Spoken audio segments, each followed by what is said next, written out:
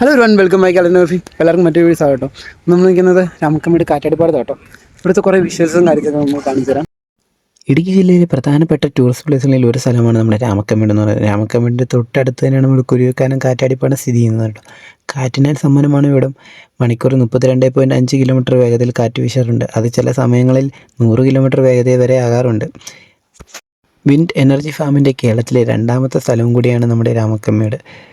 രാമക്കമ്പടി വരുന്നൊരു ഉറപ്പായിട്ട് വന്ന് കാണേണ്ട ഒരു സ്ഥലം തന്നെയാണ് നമ്മുടെ കാറ്റാടിപ്പാടം എന്ന് പറയുന്നത്. കുരുവിക്കാനം ഇവിടെ മാത്രമല്ല, നമ്മുടെ പുഷ്പകണ്ഠത്തും കാറ്റാടിപ്പാടം ഉണ്ട് കേട്ടോ. അതിൻ്റെ തൊട്ടടുത്ത് തന്നെയാണ് നമ്മുടെ നാലുമല എന്ന് പറയുന്നത്.